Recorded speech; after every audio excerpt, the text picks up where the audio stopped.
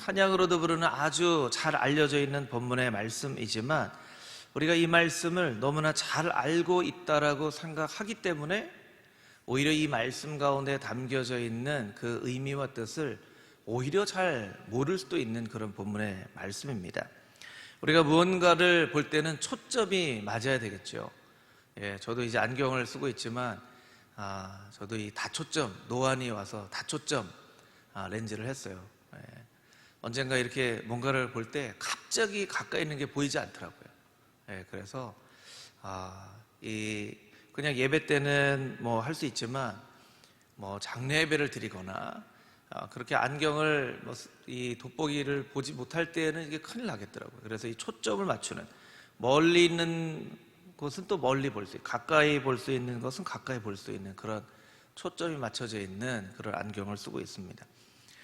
사진을 찍을 때에도 여러분 어디엔가 가서 너무나 멋진 그 풍경이 있어서 지나가는 사람에게 사진을 좀 찍어달라고 부탁을 해서 사진을 찍고 나중에 보니까 초점이 맞지 않아서 흔들려 있으면 얼마나 속상합니까? 사진을 좀 잘 찍어주지.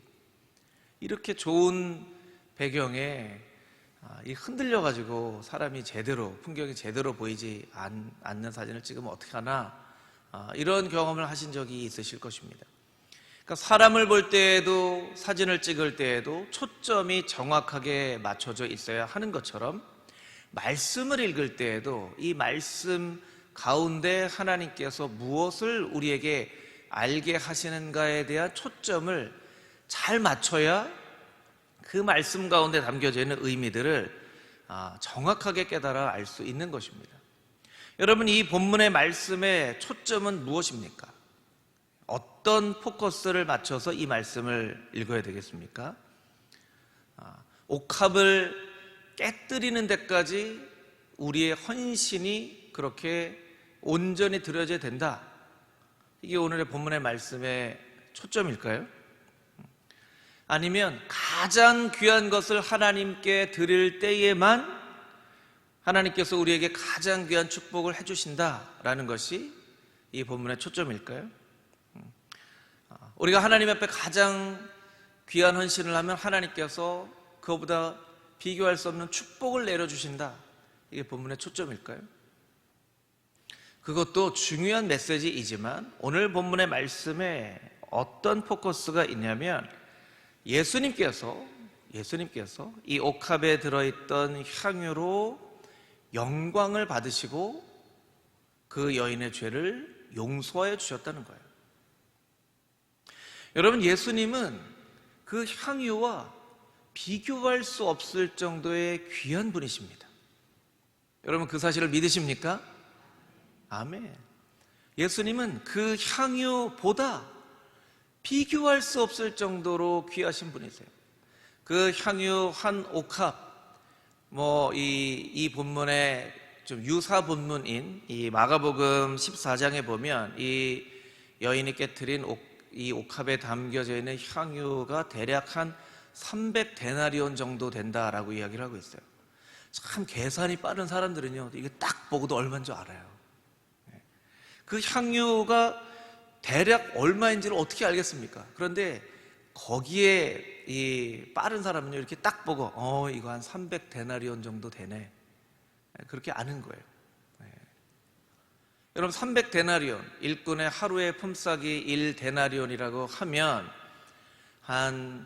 오늘 우리나라의 돈으로 보면 이 돈이 약 한 3천만 원에서 5천만 원 정도의 값어치가 있는 거예요.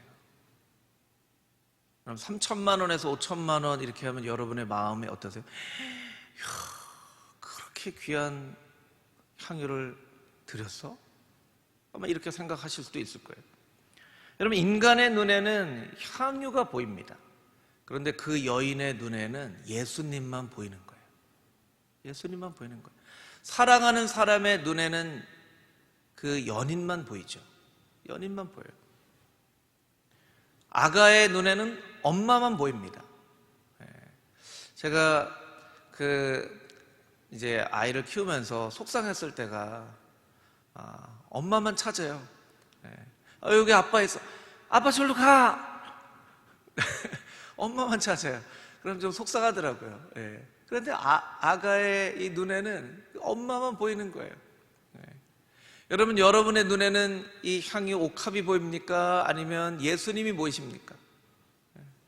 여러분, 우리의 초점이 어딘가에 맞춰져 있는가가 중요하다는 거예요. 이 옥합이 3천만 원, 5천만 원 정도 되는 귀한 향유 옥합이라 할지라도 예수님은 그 향유 옥합 100세트가 있는 상자보다 더 귀하신 분이시고요, 그 100세트가 들어있는 그 상자를 100박스를 싣고 가는 그 트럭보다도 더 귀한 분이세요.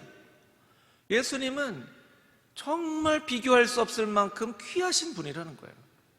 근데 우리는 인간이기 때문에, 너무나 연약한 인간이기 때문에 자꾸 그 향유 옥합을 보는 거예요.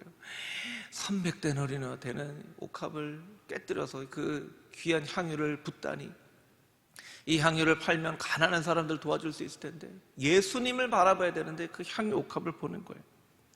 여러분, 이 본문이 우리에게 이야기하는 것은 우리의 초점이 바뀌어져야 된다는 거예요. 향유를 바라보던, 옥합을 바라보던 우리의 초점이 그 향유 옥합과 비교할 수 없이 귀하신 예수님께로 향해야 하는 것을 오늘 이 본문의 말씀은 우리에게 이야기를 하고 있다는 거예요. 여러분, 이 향유 옥합을 바라보던 여러분의 초점이 예수님을 바라보는 초점으로 바뀌어질 수 있는 은혜가 있게 되기를 주님의 이름으로 축복합니다. 아멘. 우리 36절에서 38절까지 있는 말씀을 다시 한번 읽어보도록 하겠습니다. 36절에서 38절 말씀 우리 한 목소리로 읽겠습니다. 한 바리새인이 예수께 자기와 함께 잡수시기를 청하니 이에 바리새인의 집에 들어가 앉으셨을 때에 그 동네에 죄를 지은 한 여자가 있어 예수께서 바리새인의 집에 앉아 계심을 알고 향유 담은 옥합을 가지고 와서 예수의 뒤로 그 발 곁에 서서 울며 눈물로 그 발을 적시고 자기 머리털로 닦고 그 발에 입 맞추고 향유를 부으니. 아멘. 이 여인은 사실 초대받지 않은 손님이었습니다. 그 여인은 죄인, 그 동네에 죄를 지은 한 여자라고 이야기를 하고 있었죠. 어떤 죄를 지었는지 설명을 하고 있지는 않지만 그 당시의 상황으로 놓고 볼 때 어떤 병에 걸려있는 사람이거나 아니면 창녀이었거나 뭐 이런 추측을 해볼 수 있었다는 거예요. 여러분, 이런 죄인들은요, 사람들의 잔치에 절대로 초대를 받을 수 없는 사람이었습니다. 그것이 이 여인의 가장 큰 비극이었죠. 아무도 그 여인을 초대하지 않는다는 거예요. 초대받지 않은 사람. 여러분, 우리가 어떤 모임에 가거나 잔치에 가면 다 초대를 받았기 때문에 가는 거죠. 초대받지 않은 사람이 그 잔치에 간다고 한번 생각해 보십시오. 얼마나 참 멋졌고 좀 내가 여기 가도 되나, 들어가도 되나 이런 생각을 하겠죠. 그런데 그 여인은 초대받지 않았지만 그곳에 갔어요. 그리고 예수님, 그 잔치의 가장 주인공이신 예수님 뒤로 가서 발 곁에 섰습니다. 그리고 눈물로 그 발을 씻죠. 여러분, 본문의 중요한 것은 만약 이 예수님을 초대한 바리새인이나 제자들이 그 여인을 발견했더라면 어떻게 했겠습니까? 당신이 초대받지 않았지만 그래도 예수님이 계시니까 와서 같이 잔치에 참여합시다, 이렇게 했을까요? 아니, 저 그 여인 아니야? 자, 빨리 가서 쫓아! 여기가 어디라고? 예수님한테 가까이 가면 안 됩니다, 그렇게 막았을 거예요. 그런데 그 여인이, 초대받지 못한 사람들하고 같이 어울릴 수 없는 이 여인이 예수님 가까이에 가서 눈물로 발을 씻고 향유를 부었다는 것은 아무도 예수님을 주목하여 보지 않았다는 이야기예요. 잔치에 예수님을 초대했음에도 불구하고 예수님을 아무도 주목해서 보지 않았기 때문에 그 죄인인 여자가 예수님 가까이에 가는 것을 아무도 알아차리지 못했다는 거예요. 그것은 무슨 얘기입니까? 예수님을 잔치에 초대해놓고 자기들만의 잔치를 벌이고 있었던 거예요. 그 가운데 어떤 사람들은 이 음식을 바라보면서 막 서로 얘기하면서 음식을 먹었던 사람들도 있었을 거예요. 이 음식, 너무나 맛있는 음식, 우리가 언제 이 음식을 먹어보겠어 하면서 막 음식을 바라보고 있었던 사람도 있었을 거예요. 그 가운데는 오랜만에 만난 어떤 사람들하고 이야기하느라고 예수님을 바라보지 못했던 사람들도 있었을 거예요. 얼마나 오랜만에 잘 지냈어? 요즘으로 말하면 코로나19 때문에 어떻게 지내? 그렇게 얘기를 하면서 오랜만에 만난 이야기를 했겠죠.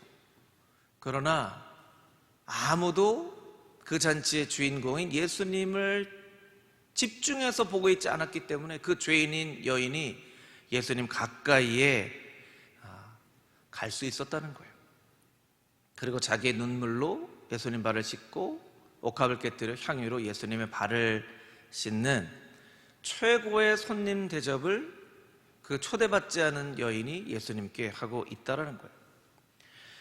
여러분, 우리가 아무리 흉악한 죄인일지라도 예수님께 나아가기를 원한다면 예수님은 우리의 나아가는 그 길을 막지 않으십니다. 그러나 반대로 우리가 예수님을 모시고 귀한 잔치를 벌이고 있을지라도 예수님을 집중하여 보고 있지 않는다면 예수님은 그 잔치를 기뻐 받으시지 않는다는 거예요. 어떻게 이 여인은 그렇게 가까이까지 예수님 앞에 갈 수 있었을까요? 예수님 앞에 가까이 가고자 하는 열심이 있었기 때문입니다. 여러분, 지리적인 거리도 있지만 마음의 거리가 있다는 거예요. 그들은 예수님과 가까이 있었지만 마음으로는 예수님과 먼 거리에 떨어져 있었던 거예요. 그러나 그 여인은 마음으로 예수님을 가까이에서 만나고 하자 하는 그런 열심이 있었다는 거예요. 어쩌면 우리가 지금 예배당에 나와서 예배하지만 우리가 집중해서 예수님을 바라보지 않는다면 우리와 예수님과의 지리적인 거리는 가까울지라도 마음의 거리는 멀리 떨어져 있는 사람이 되어줄 수도 있다는 거예요. 여러분, 가까이에서 열심히 주님을 만나고자 주님 앞으로 더 가까이 나아가는 금호중앙의 모든 성도님들이 되시기를 주님의 이름으로 축복합니다. 아멘. 잠언 8장 17절 말씀에 이런 말씀이 있습니다. 우리 자막으로 같이 한번 읽어볼까요? 시작. 나를 사랑하는 자들이 나의 사랑을 입으며 나를 간절히 찾는 자가 나를 만날 것이니라. 아멘. 저를 따라서 같이 한번 해볼까요? 나를 간절히 찾는 자가 나를 만날 것이니라. 여러분, 오늘 예수님 만나고 계십니까? 만나고 계세요? 아멘. 간절히 찾는 자가 나를 만날 것이라. 우리가 하나님 앞에, 예수님 앞에 간절히 찾으며 나아갈 때 예수님이 우리를 만나 주신다는 거예요. 여러분, 금호중앙교회 모든 성도님들 가운데 이런 열심이 있게 되기를 원합니다. 하나님, 나는 죄인입니다. 나는 참 부족합니다. 나는 정말로 연약하고 할 수 있는 것도 없고 정말 날마다 그 연약함 가운데 살아가는 사람입니다. 그러나 나에게 있는 것 한 가지가 있는데 주님을 간절히 찾고 주님을 정말 만나기를 원합니다. 정말 만나기를 원합니다. 코로나19 때문에 정말 교회 나오고 싶어도 교회 나오지 못하는 성도님들도 있을 거예요. 이 영상을 통해서 예배를 드리는 분들 있을 거예요. 간절한 마음으로 주님을 찾으십시오. 주님께서 만나 주실 것입니다. 그런 간절히 찾는 열심이 금호중앙의 모든 성도님들의 삶 가운데 있게 되기를 다시 한번 축복합니다. 아멘. 우리 39절부터 46절까지 있는 말씀을 같이 한번 읽어보겠습니다. 39절부터 46절까지 있는 말씀 우리 함께 읽겠습니다. 이 예수를 청한 바리새인이 그것을 보고 마음에 이르되 이 사람이 만일 선지자라면 자기를 만지는 이 여자가 누구며 어떠한 자 곧 죄인인 줄 알았으리라. 이르시되 시몬아 내게 이를 말이 있다 하시니 그가 이르되 선생님 말씀하소서.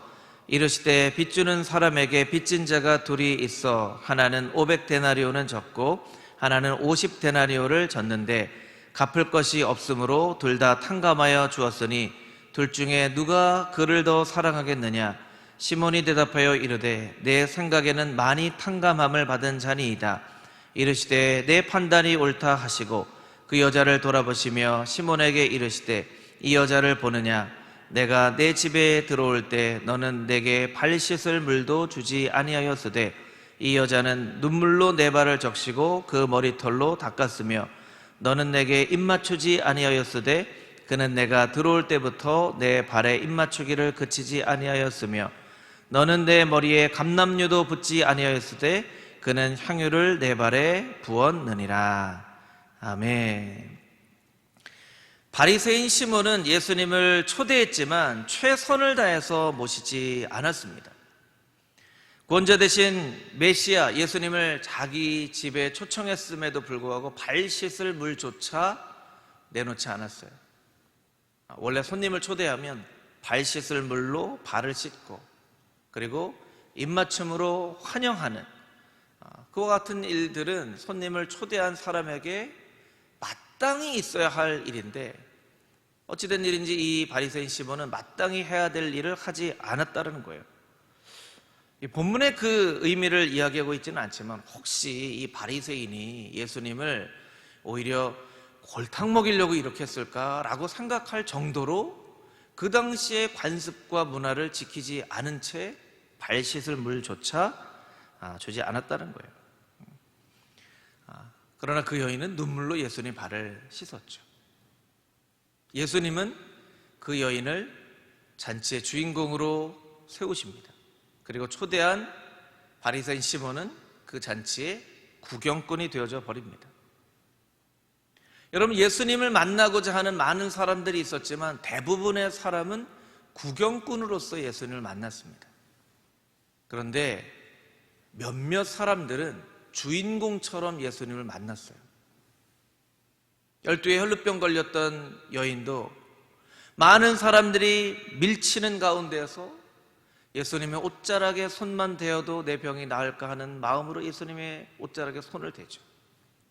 예수님께서 내 믿음이 너를 구원하였으니 평안히 가라. 그 여인을 많은 사람들 앞에서 믿음의 여인으로 높여주십니다. 그런데 예수님을 만나기 위해서 나왔던 많은 사람들이 있었음에도 불구하고 그들은 그냥 구경꾼이었다는 거예요. 예수님 그냥 얼굴이라도 한번 보자. 얼굴이라도 한번 보자. 여러분, 슬픈 현실이지만 오늘날도 마찬가지입니다. 많은 사람들이 예배의 자리 가운데 나오지만 어떤 사람은 주인공으로서 예수님을 만나는 사람도 있고요. 어떤 사람은 구경꾼처럼 예수님을 만나는 사람들도 있다는 거예요. 여러분, 정말 심각하게 나에게 이렇게 한번 질문해 봐야만 합니다. 나는 구경꾼으로서 이 예배 자리에 있는가? 주인공으로서 이 예배 자리에 있는가? 찬양을 부를 때에도 정말 전심을 다해서 찬양을 해야 되는데 찬양할 때에도 이 찬양의 가사에 조금도 마음이 실리지 않는 찬양을 할 때가 있어요. 저도 어떤 때 그런 때가 있더라고요. 찬양을 할 때 정말 이 마음 가운데 이 마음으로 이 찬양의 가사를 고백하며 이게 찬양의 가사가 아니라 내 신앙의 고백으로 찬양할 때가 있고요. 그냥 찬양을 그냥 가서 내가 무슨 찬양을 하는지조차 생각하지 못하면서 찬양을 할 때가 있어요. 여러분, 이것은 구경꾼의 찬양입니다. 설교를 들으면서도요, 정말 이 말씀 가운데 나에게 주시는 말씀이 어떤 말씀이 있는지 한마디의 말씀이라도 내가 정말 붙잡기를 원합니다 하는 마음으로 설교를 듣는 경우도 있고요. 그냥 아무 생각도 하지 않고 오히려 딴 생각을 하거나 졸면서 설교를 들을 때도 있어요. 예배에 간절한 마음으로 주님을 만나는 시간이라고 생각을 한다면 우리가 지각을 할 수 없겠죠. 그런데 예배에 상시적으로 늦게 오는 그런 잘못된 습관을 가진 분들도 있어요. 우리가 스스로 한번 생각을 해봐야 된다는 거예요. 나는 구경꾼으로 서 있는가? 주인공으로 서 있는가?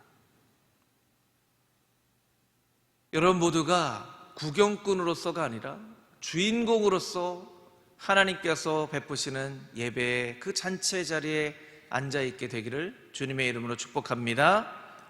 아멘. 아멘. 그 여인이 주인공이었다는 거예요. 지금이 아니면 언제 예수님을 다시 만날 수 있을까?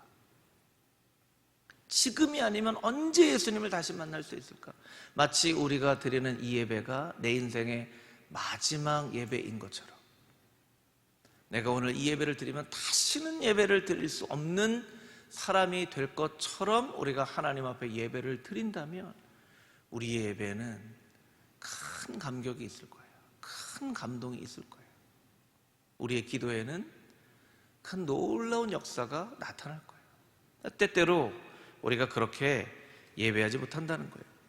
이 토미 테니라는 목사님의 균형의 영성이라는 책에 보면 이런 얘기가 나옵니다. 예수님께서 십자가에 못 박혀 올라가시기 전에 예루살렘에 머물지 않으시고 나사로와 마리아가 있는 베다니에 머무세요. 예루살렘은 최고의 성읍이었어요. 베다니는 예루살렘에서 한 1.6km 정도 떨어져 있는 아주 작고 초라한 마을이었죠.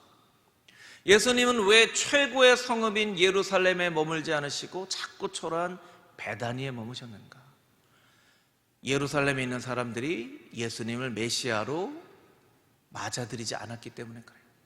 그런데 베다니에 있는 나사로와 마리아와 마르다는 예수님을 메시아로 맞아들였다는 거예요.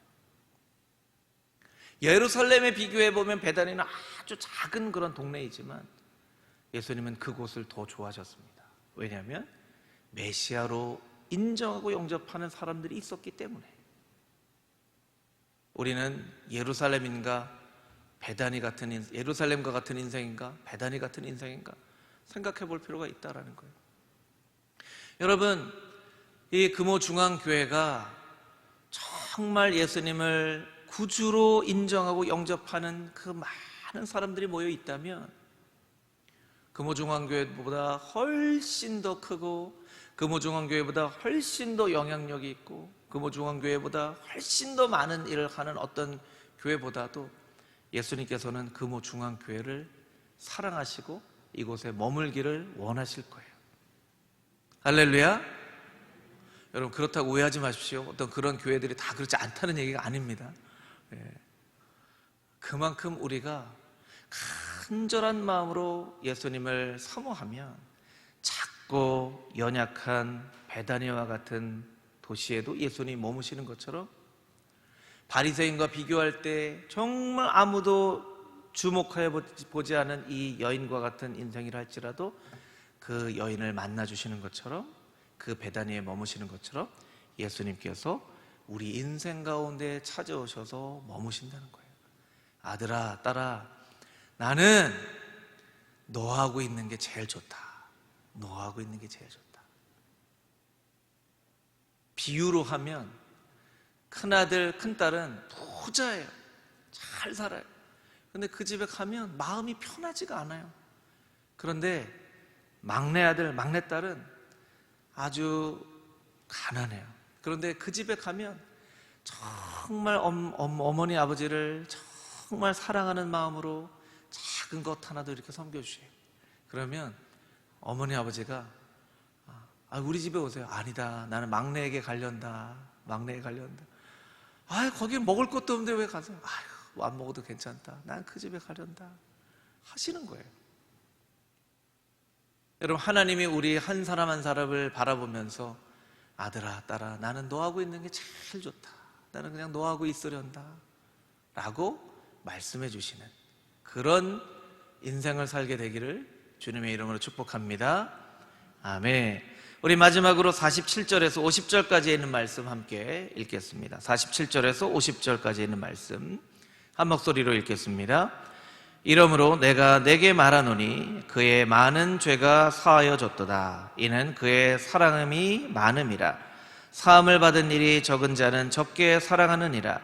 이에 여자에게 이르시되 내 죄 사함을 받았느니라 하시니 함께 앉아있는 자들이 속으로 말하되 이가 누구이기에 죄도 사는가 하더라. 예수께서 여자에게 이르시되 내 믿음이 너를 구원하였으니 평안히 가라 하시니라. 아멘. 바리새인과 사람들은 생각합니다. 저 여인의 죄가 사하여졌다고? 이 사람이 누구길래 죄를 용서하는가? 사람들은 죄를 바라봅니다. 예수님은 죄인을 바라보세요. 사람은 그 사람의 허물과 과실에 초점을 맞춥니다. 그런데 예수님은 그 사람의 간절함과 필요에 초점을 맞추세요. 사람들은 그 사람이 얼마나 타락한 사람인가를 눈여겨봅니다. 그러나 예수님은 그 사람의 마음 가운데 얼마만큼의 사랑이 있는가에 관심이 있으십니다. 이 초점이 다르죠. 바라보는 관점이 다르죠. 오늘 설교는 어디에 초점을 맞추는가 하는 것인데, 예수님께서도 마찬가지. 그 여인의 사랑과 필요와 간절함에 초점을 맞추시고 보신다는 거예요. 여러분, 사람들은 다 죄인입니다. 하나도 빠짐없이 다 죄인이에요. 그런데 우리가 죄인이라는 사실을 잊어버리며 살죠. 우리가 잊어버리며 살아요. 하나님, 나는 죄인입니다. 죽을 수밖에 없는 죄인입니다. 우리가 그렇게 고백하며 살아가면 날마다 예수님을 가까이에서 만날 수 있는데, 우리는 사실 우리가 죄인이라는 사실을 너무나 쉽게 잊어버리며 살아갑니다. 너무나 잊어버리고 살아가요. 여러분, 스스로 죄인이라는 것을 이 바리새인과 사람들이 알고 있었다면 그 여인을 용서하여 주시는 그 예수님께 박수를 보냈을 거예요. 아, 예수님 정말 대단하세요. 저 죄인을 품어주시고 그 죄를 용서해 주시니 정말 대단하세요. 그렇게 박수를 보냈더라면 예수님께서 그 여인의 죄를 사하여 주셨을 뿐만 아니라 그 잔치에 모인 사람들의 모든 죄를 다 사하여 주셨을 거예요. 그러니까 이 잔치가 그냥 잔치가 아닌 천국 잔치가 되었었겠죠. 천국 잔치가 되었었겠죠.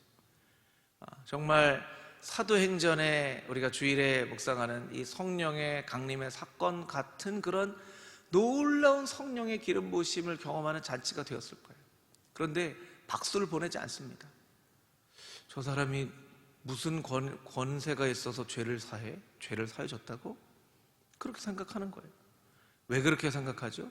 스스로 죄인이라고 생각하지 않기 때문에. 여러분, 우리의 마음 가운데 날마다 우리는 죽을 수밖에 없는 죄인입니다 라는 사실을 잊지 않고 하나님 앞에 고백하며 나아간다면 하나님께서 죄인을 용서하실 때에 하나님의 행하신 일들에 박수를 보내드릴 수 있을 거예요. 그리고 하나님께서 그 은혜와 축복을 우리에게도 베풀어 주실 거예요. 때로는 우리가 바리새인과 같이 사람들을 판단하고 평가하고 이야기를 합니다. 요즘은 축복하고 격려하는 일보다 판단하고 평가하는 일들이 훨씬 더 많죠. 그래서 이 세상에 살다 보면 나도 모르게 자꾸 판단하고 평가를 합니다. 저 사람은 뭐가 잘못됐고, 저 사람은 뭐를 또 잘못 말했고, 여기도 뭐가 잘못됐고 저기도 뭐가 잘못됐고, 그런 것을 이야기하면서 나도 모르는 사이에 내가 의인이 돼요. 정말 어떻게 조금만 더 생각하면 잘할 수 있는데 이런 것도 못하고 저런 얘기도 못하고 하면서 나도 모르는 사이에 바리새인처럼 되어져 가는 거예요. 그런데 이 여인은 나는 죄인입니다. 나는 아무 공로가 없습니다. 나를 불쌍히 여겨 주시옵소서. 그 한마디 말, 불쌍히 여겨 주시옵소서 하는 마음으로 예수님께 나아가는 거예요. 여러분, 이 여인이 죄사함을 받았던 것은 그 여인이 옥합을 깨뜨렸던 것도 아니고 온전히 주님께서 죄를 용서하실 수 있는 분이신 것을 믿고 신뢰하며 나아갔기 때문입니다. 에베소서 말씀에는 이러한 말씀이 있습니다. 에베소서 2장 8절 9절 말씀인데요, 우리 자막으로 한 목소리로 같이 한번 읽어보겠습니다. 시작. 너희는 그 은혜에 의하여 믿음으로 말미암아 구원을 받았으니 이것은 너희에게서 난 것이 아니요 하나님의 선물이라. 행위에서 난 것이 아니니 이는 누구든지 자랑하지 못하게 함이라. 아멘. 여러분, 우리가 받은 이 모든 것이 다 하나님의 은혜입니다. 우리가 살고 있는 그 집도 다 하나님의 은혜예요. 우리의 자녀가 이렇게 잘 크게 된 것도 다 하나님의 은혜예요. 우리가 건강하여서 이렇게 교회에 나와서 예배할 수 있는 것도 다 하나님의 은혜이고, 하나님께서 좋은 교회를 만나게 하셔서 이렇게 함께 신앙생활할 수 있는 것도 다 하나님의 은혜입니다. 하나님의 은혜가 아닌 것이 한 가지도 없습니다. 할렐루야. 아멘. 한 가지도 없어요. 모든 것이 다 하나님의 은혜라는 거예요. 너희는 그 은혜에 의하여 믿음으로 말미암아 구원을 받았으니 너희에게서 난 것이 아무것도 없고 행위에서 난 것이 아무것도 없고 누구든지 그것을 자랑치 못하고 오직 예수 그리스도의 은혜만 자랑하게 하려 함이라. 이것이 하나님께서 우리에게 말씀해 주신 사건이에요. 이런 모든 것이 하나님의 은혜입니다. 나를 불쌍히 여기셔서 나에게 긍휼을 베풀어 주시고 복을 베풀어 주셔서 이렇게 하나님의 복을 받은 사람이 되었습니다. 하나님 감사합니다. 하나님 은혜 잊지 않고 살겠습니다. 감사합니다. 이것이 우리의 마땅한 고백이 되어 있어야만 하는데, 바리새인은 메시아이신 예수님을 모심에도 불구하고 예수님을 이렇게 판단하고 스스로 의인인 척하면서 살았던 거예요. 예수님을 초대했음에도 불구하고, 예수님을 가까이에서 보고 있음에도 불구하고. 그런데 이 본문에서 여인이 어떻게 예수님 앞에 나옵니까? 나는 죄인입니다. 나는 죄인입니다. 나는 죄인입니다. 하고 예수님 앞에 나아가는 거예요. 여러분, 우리의 고백이 바리새인과 같지 아니하고 이 여인과 같게 되기를 소망합니다. 하나님, 모든 것이 다 하나님의 은혜입니다. 하나님의 은혜가 아니고서는 되어진 것이 아무것도 없습니다. 하나님, 모든 것이 다 하나님의 은혜입니다. 나는 자랑할 것이 아무것도 없으니 오직 하나님만 자랑하게 하시고 예수 그리스도의 십자가만 자랑하게 하여 주시옵소서. 나에게 생명이 있으나 없으나, 나에게 부유함이 있으나 없으나, 나에게 건강이 있으나 없으나 이 모든 것을 주신 분이 하나님이시기에 온전히 하나님께만 영광을 올려드리며 살기를 소원합니다 고백하는 금호중앙의 모든 성도님들이 다 되시기를 주님의 이름으로 축복합니다. 아멘.